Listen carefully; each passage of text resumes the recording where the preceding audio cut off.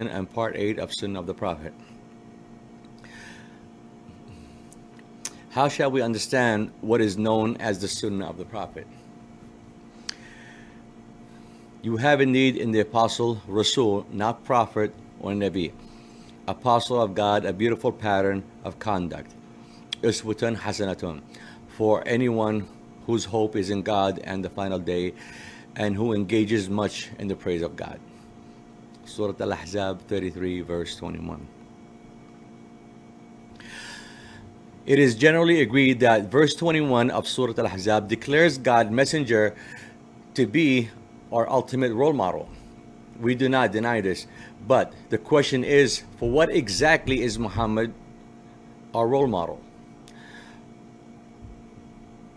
What are the areas of belief and practice concerning which God requires us to emulate Muhammad's example?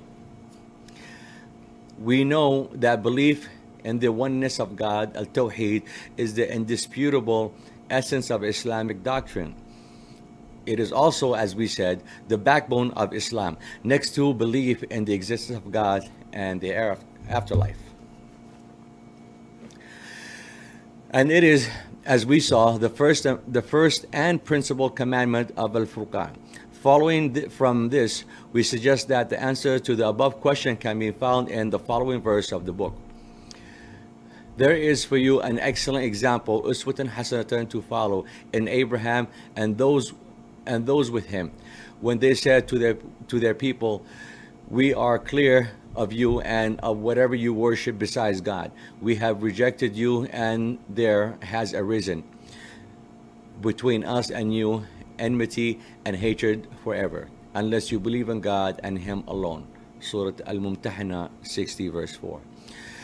Another, our Lord, make us not a test and trial for the unbelievers, but forgive us, our Lord, for you are the exalted in might, the wise.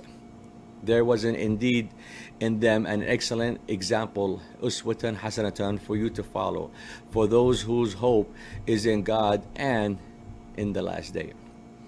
But if any turn away, truly God is free of all wants, worthy of all praise. Surah Al-Mumtahana 60 verse 5 and 6. You have indeed in the Apostle of God a beautiful pattern of conduct, Uswatun Hasana, for anyone whose hope is in God and the final day, and who engages much in the praise of God. Al-Ahzab 33 verse 21.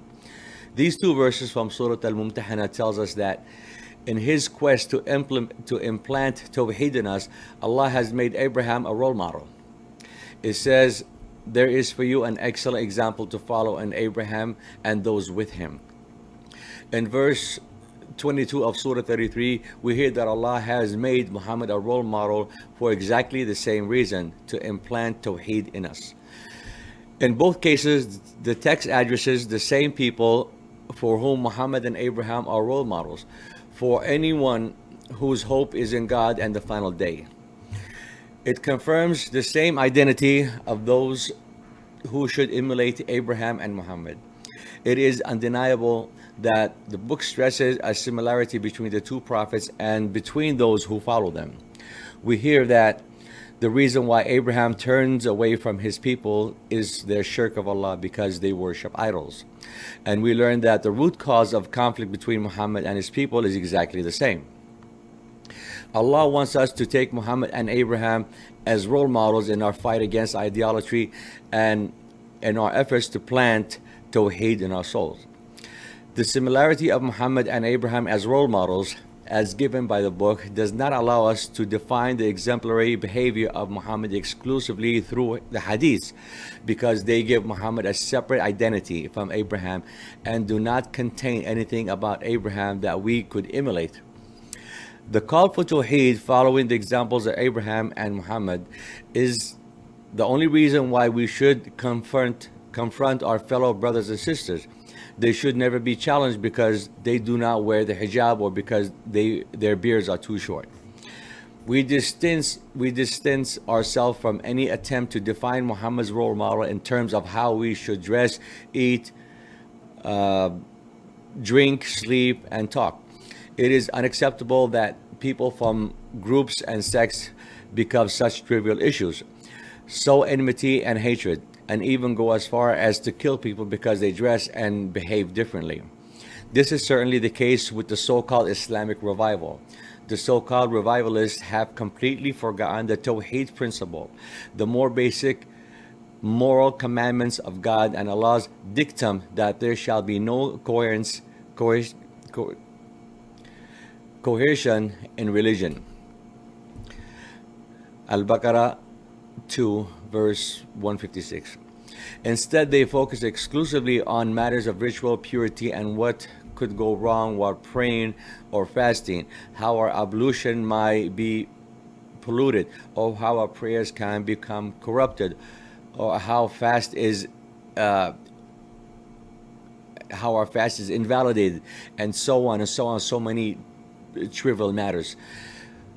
We can buy hundreds and hundreds of books that deal with our moral sins, the punishments of the grave, the stories that sow fear and aggression, such gloomy stuff, while certainly not heal our societies. Any leap of the imagination, this is neither a revival nor it is Islamic. It is truly regrettable that the Islamic doctrines of Tawheed has been distorted to such an extreme degree.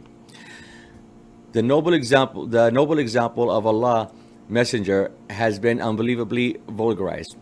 It has been detached from its true intention as stated by God, to the extent that we now emulate Muhammad as a prophet and human being, and not as demanded by God as Allah's messenger. As a result, the hadiths of the Sunnah have become eternally valid legislation. The word and deed of Muhammad's companions, because of their noble reputation, have turned into the eternal basis of analogical jurisdictions.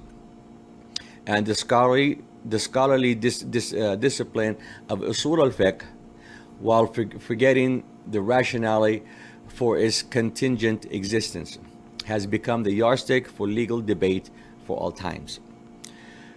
We do not dispute the possibility that ablution for prayer, a fast, or a supplication might become invalid, and do not deny the existence of moral sins and vicious acts of obstinacy. What we do dispute, however, is that these things are perceived as the totality of our religion, and that our minds are completely occupied by these topics.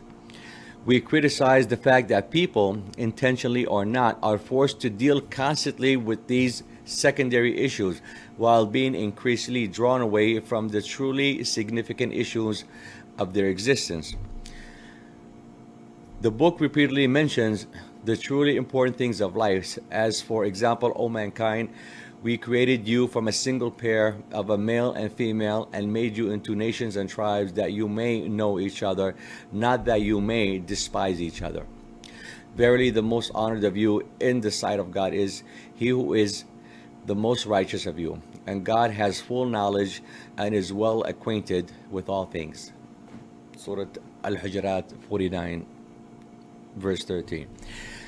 Exalted is he who holds all control in his hand, who has power over all things, who created the death and life to test you people, and reveal which of you does best. He is the mighty, the forgiving.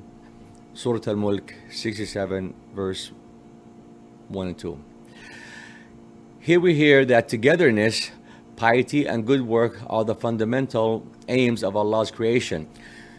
Togetherness is achieved through cooperation, mutual help, and assistance in order to achieve cohesion in whatever social unit we live, but be it the unit of the family, a team at work, or the state at large. Piety is achieved through knowledge and fear of Allah, by doing what He has ordered and avoiding what He has forbidden. Good work consists of the deeds and righteous acts that are beneficial to our fellow brothers and sisters. One may, for example, strive for perfection at work or abstain from fraud in trade transactions. One may build a school, a mosque, or a church, or a hospital, or one may simply pray, fast, and perform all the other rituals. The only thing one should not do is only to pray or fast, or only to build mosque and nothing else. Surely these actions alone do not really qualify as the righteous deeds that Allah wants to do. We will continue in the next part. Thank you for following part 8, and we'd like to hear your thoughts. Part 9 from the Sunnah of the Prophet will follow. And thank you.